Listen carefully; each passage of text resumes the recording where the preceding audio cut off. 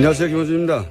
JTBC 토론회에서 벌어졌던 동성애 공방이 어제 하루 계속 이슈가 됐습니다. 애초 어떤 정치적 목적으로 그 이슈를 제기했고 그 이슈가 누구에게 최종적으로 득이 될 것인가 하는 선거공학적 계산과는 무관하게 이 이슈가 대선 후보 토론회에서 등장했다는 자체는 우리 정치사에서 중요한 의미를 가집니다. 그동안 우리 정치사에서 대선 당락을 가르는 키워드는 수십 년째 지역 그리고 북한이었습니다. 대학 진학률 세계 최고 수준의 국가에서 겨우 두 개의 키워드가 수십 년간 국가의 미래를 결정해왔다는 것은 참으로 한심한 일이었습니다. 동성애 이슈는 이미 수십 년간 논쟁되어 왔던 서구사회조차 여전히 가장 첨예한 쟁점 사안일 정도로 복합적인 이슈이고 앞으로도 그럴 겁니다. 종교와 상식, 인권과 법, 그리고 혐오와 사회적 감수성의 관점에서 다음 대선에서도 이 이슈가 계속 등장해 논쟁되어지길 개인적으로 바람하지 않습니다. 한 사회의 집단적 성숙도는 얼마나 다양한 이슈가 얼마나 폭넓고 진지하게 논쟁되어지는가에 달려있으니까요. 김어준 생각이었습니다.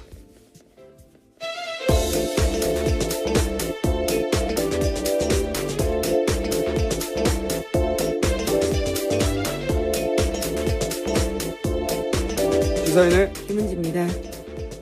자, 첫 번째 뉴스는요.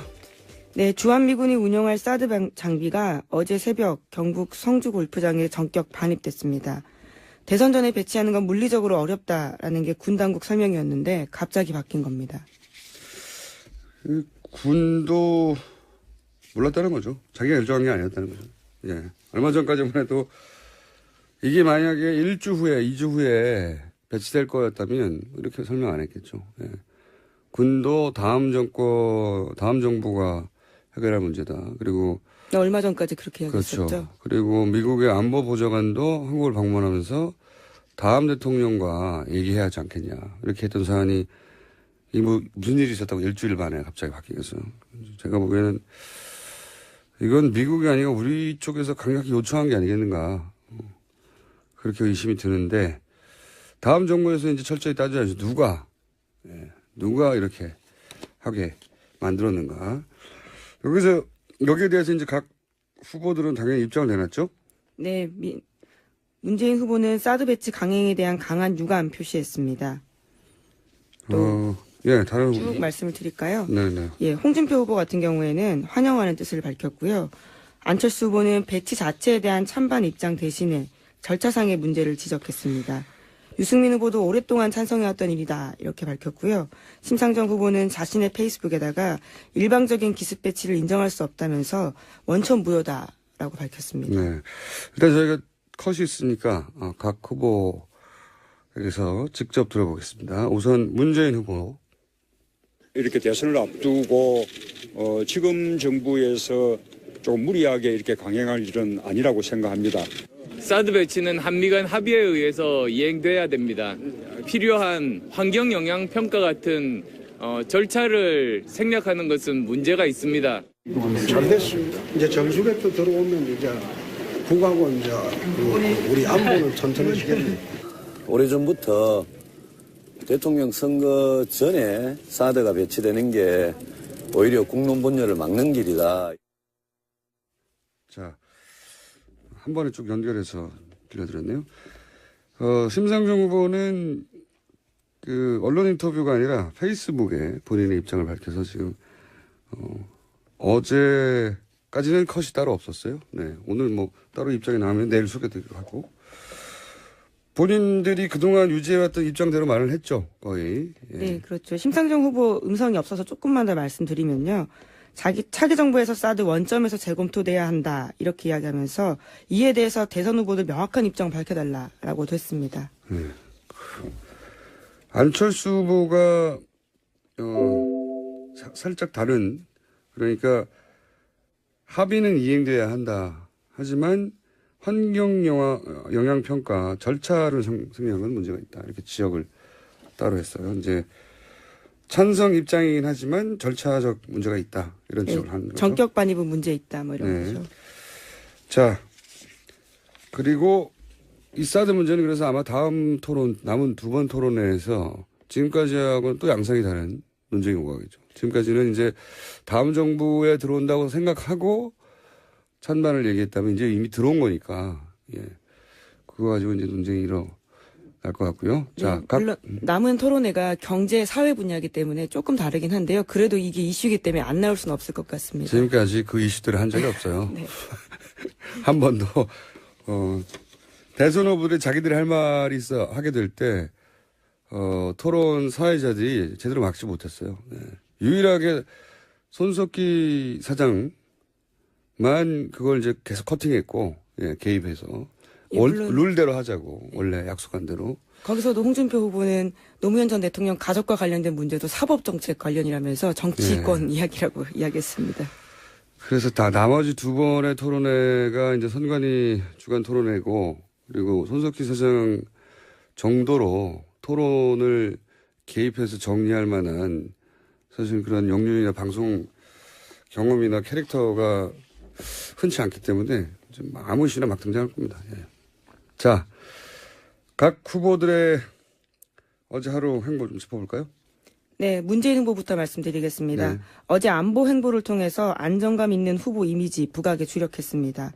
군, 경찰, 국정원 출신 인사들로 구성된 국방안보특보단 출정식에 참석해서 1000명에 가까운 사람들과 함께 거수 격려하고 이들과 함께 삼국지 백전노장 황충이 자신의 품에 왔다라면서 그런 비유를 했습니다. 자, 컷을 들어보시겠습니다. 오늘 저는 1000명의 황충과 함께 진짜 안보정권 창출에 나서고 있다고 말씀드리겠습니다. 자, 근데 이 출정식에 또, 혼란이 있었죠. 예. 네, 성소수자 회원 10명 가까이가 기습 시위를 벌였습니다. 자신의 존재에 대해서 반대하는 거 아니냐라고 항의하자 연행이 돼가지고요. 지금까지도 경찰서에 있는 상황입니다. 민주당에서는 뭐, 처벌에 반대한다고 하긴 했는데, 현행무역으로 잡혔으니까요. 이 이슈는 뭐, 어쨌든 계속해서 이어지긴 이어질 것 같아요. 네. 판을 전체 흔들 정도의 이슈는 아니지만, 이 이슈가 그렇다고 사라질 이슈는 아니기 때문에. 자, 다음 후보는요? 홍준표 후보는 대구 찾아서 지지 호소했습니다. 1박 2일 동안 TK표를 다지겠다라는 건데 안철수 후보에게 갔던 보수층 유권자들이 자신에게 돌아오고 있다 이렇게 강조했습니다. 또 대지흥분제 논란에 대해서도 다시 한번 언급하면서 사과했습니다. 컷을 들어보시겠습니다. 80%만 복원하면 이깁니다. 지금 급속히 복원 중에 있습니다. 오바마 대통령이 미 대선에 나왔을 때 마약을 했다고 고등학교 시절에 고백을 한 참여록을 쓴 적이 있습니다. 미국 국민들은 그거 다 용서했습니다. 오늘 다시 말씀드릴 테니까 그거 좀 용서해 주시기 바랍니다. 네. 홍준표 후보 특유 화법입니다. 네. 네. 이게 용서될 수 있느냐 없느냐는 각 유권자들이 판단하는 일인데, 네. 비교가 적절했는지 잘 모르겠습니다. 왜냐하면 속칭 대지흥분제 논란 같은 경우에는 피해자가 명백하게 있는 사건이거든요. 네. 네.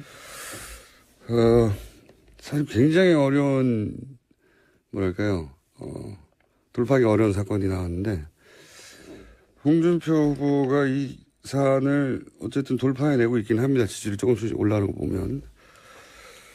자, 다음 후보는요? 안철수 후보는 공식선거운동 시작 후에 처음으로 강원도를 갔습니다. 거기에 가서 마크롱 프랑스 대선 후보와 자신을 비교하기도 했는데요. 정치개혁을 강조하면서 1번 당, 2번 당 모두 비판했습니다. 컷을 들어보시겠습니다. 프랑스 대선에서 마크롱 돌풍이 불고 있습니다. 마크롱은 원내 의석 하나도 없는 신생 중도정당 후보입니다. 그런데도 프랑스의 60년 양당 체제를 무너뜨렸습니다. 우리 대선에서도 국민들께서 그 같은 대변혁을 만들어 주실 겁니다. 기득권 양당 체제 깨부셔 주실 것입니다. 그렇게 해주시겠습니까? 네. 프랑스 대선을 직접 언급한 우리 후보가 처음으로 나왔네요. 예. 프랑스 대선의 의미를 짚어줬으면 더 좋았을 텐데. 자, 이제 본인이 이제 의원수가 너무 적지 않냐라는 공격을 받는 데 대해서 프랑스 대선을 들어서 이제 반론을 한 것이죠. 자, 그 외에도 후보 단일화는 없다는 얘기도 했던 것 같고. 네, 계속해서 그 이야기를 하고 있습니다. 오히려 후보 단일화 이야기하는 쪽이 음해하는 쪽이다라는 이야기도 하고 있고요. 그러면은 바른정당이 음해를 한다는 건가요? 네. 아마도 이제 후보 단일화 할 거 아니냐고 문제 제기하는 민주당이 하는 얘기겠죠. 예. 자, 다음 후보요. 네, 유승민 후보는 최근 단일화 논의에 다시 한번 완주 의지를 분명히 밝히면서 선거 운동을 하고 있습니다. 마찬가지로 이제 단일화 얘기가 나오니까. 네. 예. 어제 서울에서 유세했습니다. 그러면서 시민들과 일일이 만나서 악수하면서 질문을 직접 받기도 했는데 박근혜 정부 탄생에 책임 있는 거 아니냐라는 질문에 대해서 인정한다면서 앞으로 잘하겠다 이런 이야기도 했습니다. 자, 컷을 들어보겠습니다. 저 바른정당의 첫 번째 대통령 후보인데 우리 아직 시끌시끌하고 내부에서도 저는 많이 당하고 그렇습니다만은 저는 국민들만 보고 정치하겠습니다. 여러분께서 저에게 저 길로 옳은 길로 가라 그러면 제 용기를 가지고 가겠습니다. 유승민 후보가 했던 유세 현장에서 했던 얘기 중에 이제 가장 뭐랄까 이 단일화 국면에서 분명한 얘기는 뭐냐면 5월 9일 날 투표소에 가면 내 이름이 있을 거다. 예. 그렇죠. 인쇄가 된다라는 거죠. 예, 그러니까 인쇄될 지금 이제 그 단일화 시한을 그때로 잡았는데 29일요. 예, 나는 끝까지 간다 이런 얘기를 이런 식으로 표현했죠.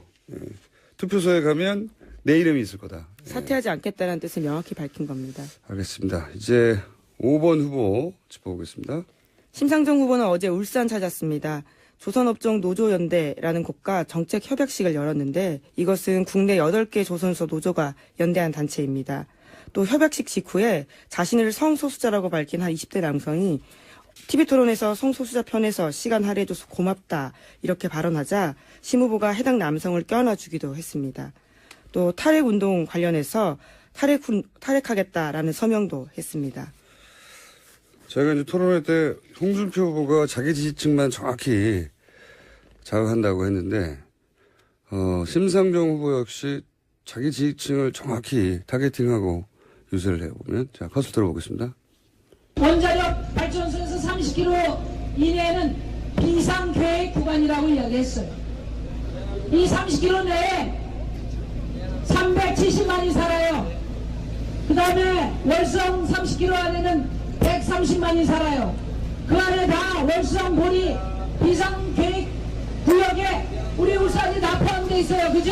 네. 원전이 만약에 조금이라도 사고 나면 최고 피해 주인이 누굽니까, 여러분? 자, 울산에 가서, 사실 울산의 이 현장에는 이제 조선업종 노조연대. 그렇죠. 예, 정책 협약식 맺는 곳에 가서 조선업 얘기하고, 그리고 이제 원전에 대한 얘기. 네, 했습니다. 부울경 쪽에 원자력 발전소가 많기 때문에 관련해서 서약식도 했습니다. 자, 각 후보들의 어제 어떤 일들이 있었고 어떤 주요한 발언들이 있었는지 짚어봤고요. 자, 지금 최순실 재판이 한참 진행 중이죠. 네, 뇌물죄와 관련된 게 이제 막 시작해서 진행되고 있습니다. 뇌물죄와 관련된 재판이어서 그동안 우리가 뉴스로 들었던 이야기가 좀 더 구체적으로 증언으로 구체화돼서 나오고 있어요. 그래서 간단하게 몇 가지 뉴스 짚어보겠습니다.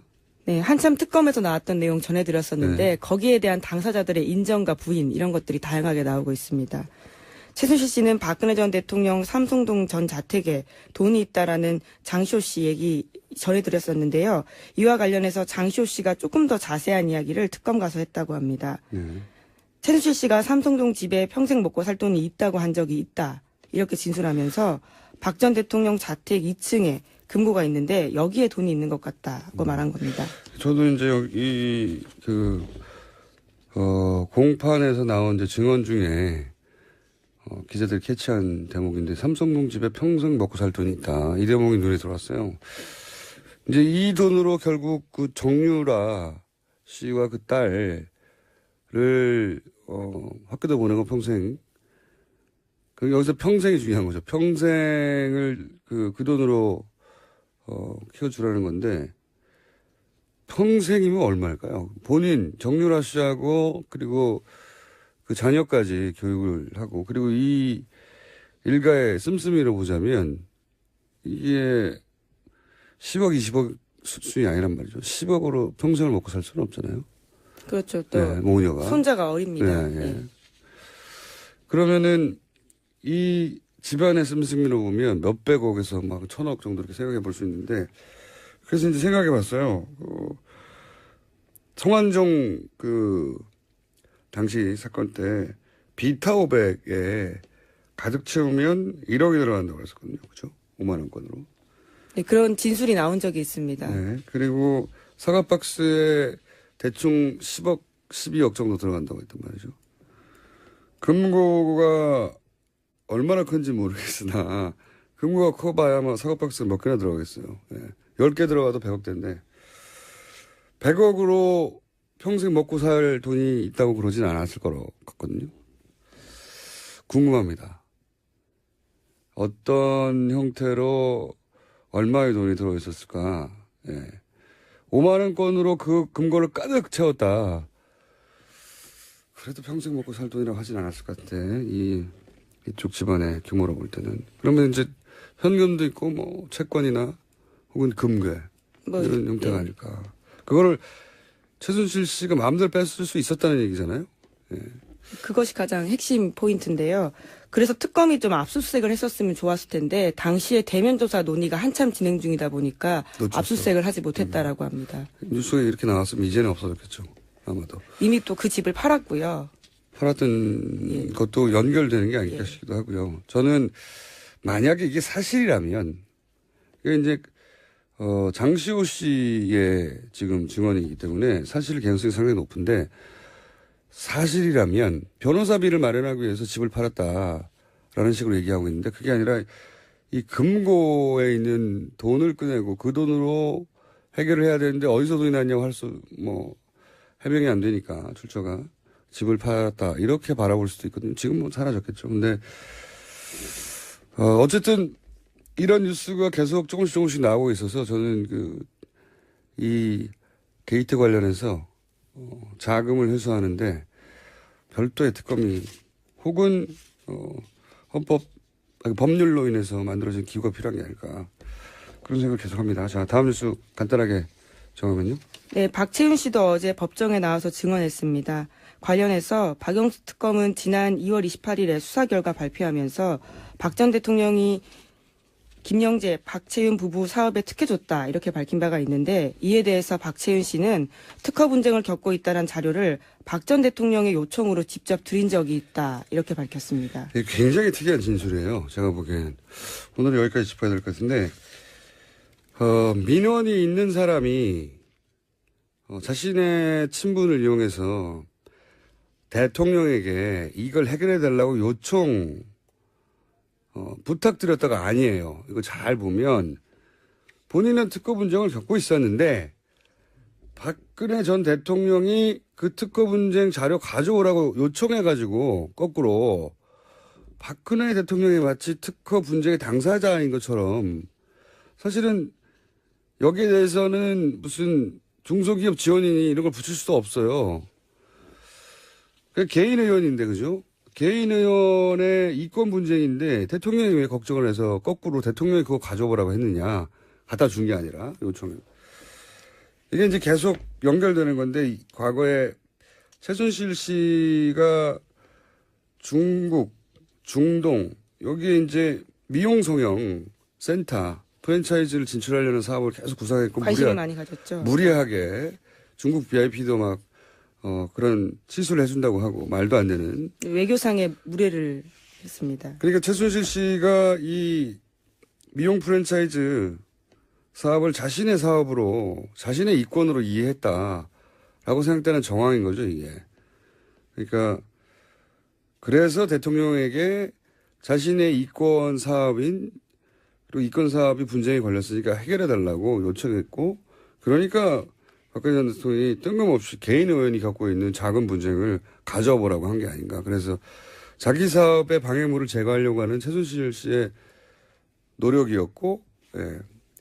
그 구상 속에서 사실은 들여다보면 또 찾아낼 게 많이 있다고 봅니다. 저는 지난 최순실 특검이 밝혀낸 거는 사실 빙상의 일각이라고 저는 생각이 들어요. 예. 자, 오늘은 여기까지 해야 되겠습니다. 지금까지 시사인의 김은지였습니다. 감사합니다. 자, 첫 번째 뉴스는요. 네, 주한미군이 운영할 사드 장비가 어제 새벽 경북 성주 골프장에 전격 반입됐습니다. 대선 전에 배치하는 건 물리적으로 어렵다라는 게 군 당국 설명이었는데 갑자기 바뀐 겁니다. 군도 몰랐다는 거죠. 자기가 결정한 게 아니었다는 거죠. 예. 얼마 전까지만 해도 이게 만약에 1주 후에, 2주 후에 배치될 거였다면 이렇게 설명 안 했겠죠. 예. 군도 다음 정부가 해결할 문제다. 그리고 얼마 전까지 그렇게 얘기했었죠. 그렇죠. 그리고 미국의 안보 보좌관도 한국을 방문하면서 다음 대통령과 얘기해야 하지 않겠냐. 이렇게 했던 사안이 이 무슨 일이 있었다고 일주일 만에 갑자기 바뀌겠어. 제가 보기에는 이건 미국이 아니고 우리 쪽에서 강력히 요청한 게 아니겠는가. 그렇게 의심이 드는데 다음 정부에서 이제 철저히 따져야죠. 누가 이렇게 하게 만들었는가. 여기에 대해서 이제 각 후보들은 당연히 입장을 내놨죠? 네, 문재인 후보는 사드 배치 강행에 대한 강한 유감 표시했습니다. 다른 쭉 말씀을 드릴까요? 네네. 예, 홍준표 후보 같은 경우에는 환영하는 뜻을 밝혔고요. 안철수 후보는 배치 자체에 대한 찬반 입장 대신에 절차상의 문제를 지적했습니다. 유승민 후보도 오랫동안 찬성해왔던 일이다 이렇게 밝혔고요. 심상정 후보는 자신의 페이스북에다가 일방적인 기습 배치를 인정할 수 없다면서 원천 무효다라고 밝혔습니다. 네, 일단 저희가 컷이 있으니까 각 후보에게서 직접 들어보겠습니다. 우선 문재인 후보. 이렇게 대선을 앞두고 지금 정부에서 조금 무리하게 이렇게 강행할 일은 아니라고 생각합니다. 사드 배치는 한미 간 합의에 의해서 이행돼야 됩니다. 필요한 환경 영향 평가 같은 절차를 생략하는 것은 문제가 있습니다. 잘 됐습니다. 이제 정수백도 들어오면 이제 북하고 이제 우리 안보는 튼튼해지겠네. 오래전부터 대통령 선거 전에 사드가 배치되는 게 오히려 국론 분열을 막는 길이다. 자, 한 번에 쭉 연결해서 들려드렸네요. 심상정 후보는 그 언론 인터뷰가 아니라 페이스북에 본인의 입장을 밝혀서 지금 어제까지는 컷이 따로 없었어요. 네, 오늘 뭐 따로 입장이 나오면 내일 소개드리기로 하고 본인들이 그동안 유지해왔던 입장대로 말을 했죠, 거의. 예. 네, 그렇죠. 심상정 후보 음성이 없어서 조금만 더 말씀드리면요. 차기 정부에서 사드 원점에서 재검토돼야 한다 이렇게 이야기하면서 이에 대해서 대선 후보들 명확한 입장을 밝혀달라고도 했습니다. 안철수 후보가 살짝 다른 그러니까 합의는 이행돼야 한다. 하지만 환경 영향 평가 절차를 생략한 건 문제가 있다. 이렇게 지적을 따로 했어요. 이제 군, 경찰, 국정원 출신 인사들로 구성된 국방안보특보단 출정식에 참석해서 1000명에 가까운 사람들과 함께 거수 경례하고 이들과 함께 삼국지 백전노장 황충이 자신의 품에 왔다라면서 그런 비유를 했습니다. 자, 컷을 들어보시겠습니다. 오늘 저는 1000명의 황충과 함께 진짜 안보정권 창출에 나서고 있다고 말씀드리겠습니다. 자, 근데 이 출정식에 또, 혼란이 있었죠. 예. 네, 성소수자 회원 10명 가까이가 기습 시위를 벌였습니다. 자신의 존재에 대해서 반대하는 거 아니냐라고 항의하자 연행이 돼가지고요. 지금까지도 경찰서에 있는 상황입니다. 민주당에서는 뭐, 처벌에 반대한다고 하긴 했는데, 현행범으로 잡혔으니까요. 이 이슈는 뭐, 어쨌든 계속해서 이어질 것 같아요. 네. 판을 전체 흔들 정도의 이슈는 아니지만 이 이슈가 그렇다고 사라질 이슈는 아니기 때문에. 자, 다음 후보는요? 홍준표 후보는 대구 찾아서 지지 호소했습니다. 1박 2일 동안 TK표를 다지겠다라는 건데 안철수 후보에게 갔던 보수층 유권자들이 자신에게 돌아오고 있다 이렇게 강조했습니다. 또 대지흥분제 논란에 대해서도 다시 한번 언급하면서 사과했습니다. 컷을 들어보시겠습니다. 80%만 복원하면 이깁니다. 지금 급속히 복원 중에 있습니다. 오바마 대통령이 미 대선에 나와 찬성 입장이긴 하지만 절차적 문제가 있다. 이런 지적을 하는 거죠. 전격 반입은 문제 있다. 뭐 이런 네. 거죠. 자, 그리고 이 사드 문제는 그래서 아마 다음 토론, 남은 두 번 토론회에서 지금까지하고는 또 양상이 다른 논쟁이 오가겠죠. 지금까지는 이제 다음 정부에 들어온다고 생각하고 찬반을 얘기했다면 이제 이미 들어온 거니까, 예. 그거 가지고 이제 논쟁이 일어날 것 같고요. 자, 네, 물론 남은 토론회가 경제 사회 분야이기 때문에 조금 다르긴 한데요. 그래도 이게 이슈이기 때문에 안 나올 수는 없을 것 같습니다. 지금까지 그 이슈들을 한 적이 없어요. 네. 한 번도, 대선 후보들이 자기들이 할 말이 있어 하게 될 때, 토론 사회자들이 제대로 막지 못했어요. 네. 유일하게 손석희 사장만 그걸 이제 계속 커팅했고, 예, 개입해서. 예, 물론 룰대로 하자고, 원래 약속한 대로. 거기서도 홍준표 후보는 노무현 전 대통령 가족과 관련된 문제도 사법정책 관련이라면서 정치권 이야기라고 이야기했습니다. 그래서 나머지 두 번의 토론회가 이제 선관위 주간 토론회고, 그리고 손석희 사장 정도로 토론을 개입해서 정리할 만한 사실 그런 역량이나 방송 경험이나 캐릭터가 흔치 않기 때문에 좀 아무 시나 막 등장할 겁니다. 예. 자, 각 후보들의 어제 하루 행보 좀 짚어볼까요? 네, 문재인 후보부터 말씀드리겠습니다. 네. 어제 안보 행보를 통해서 안정감 있는 후보 이미지 부각에 주력했습니다. 안녕하세요, 김원준입니다. JTBC 토론회에서 벌어졌던 동성애 공방이 어제 하루 계속 이슈가 됐습니다. 애초 어떤 정치적 목적으로 그 이슈를 제기했고 그 이슈가 누구에게 최종적으로 득이 될 것인가 하는 선거공학적 계산과는 무관하게 이 이슈가 대선 후보 토론회에서 등장했다는 자체는 우리 정치사에서 중요한 의미를 가집니다. 그동안 우리 정치사에서 대선 당락을 가르는 키워드는 수십 년째 지역 그리고 북한이었습니다. 대학 진학률 세계 최고 수준의 국가에서 겨우 두 개의 키워드가 수십 년간 국가의 미래를 결정해왔다는 것은 참으로 한심한 일이었습니다. 동성애 이슈는 이미 수십 년간 논쟁되어 왔던 서구사회조차 여전히 가장 첨예한 쟁점 사안일 정도로 복합적인 이슈이고 앞으로도 그럴 겁니다. 종교와 상식, 인권과 법, 그리고 혐오와 사회적 감수성의 관점에서 다음 대선에서도 이 이슈가 계속 등장해 논쟁되어지길 개인적으로 바람하지 않습니다. 한 사회의 집단적 성숙도는 얼마나 다양한 이슈가 얼마나 폭넓고 진지하게 논쟁되어지는가에 달려있으니까요. 김어준 생각이었습니다.